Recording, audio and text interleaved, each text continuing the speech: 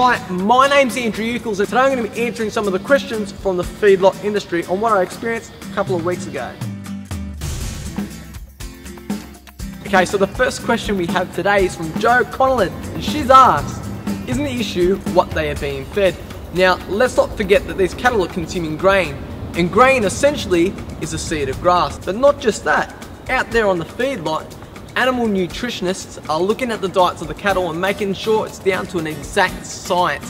That the animals, they're not just getting a balanced diet, they're probably getting a more diverse diet than what I am.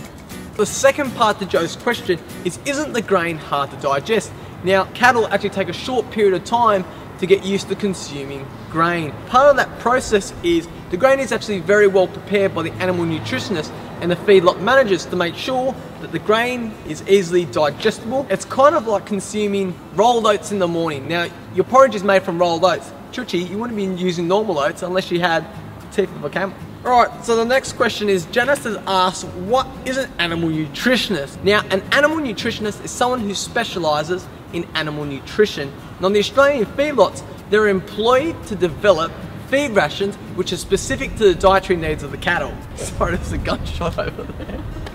There have been a number of questions asked about the use of genetically modified grain within the cattle feedlots.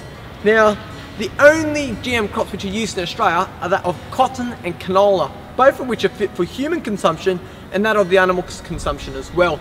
Now, let's not forget that canola isn't even used within the feedlot. Cotton seeds, if it's used at all, only represents 5% of the overall diet. Sheila has asked a question, does Australia import grain to feed the cattle, or do they grow it here in Australia?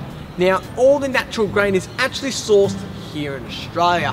Having said that, in the extremest of circumstances, we may need to get it internationally. But just remember that here in Australia, they have some of the strictest quarantine and biosecurity laws anywhere in the world. Just try and smuggle over a baboon.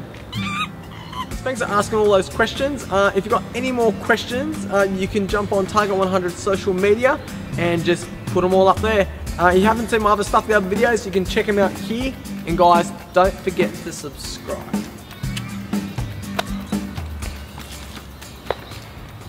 So the second... Let's wait for that truck. Okay.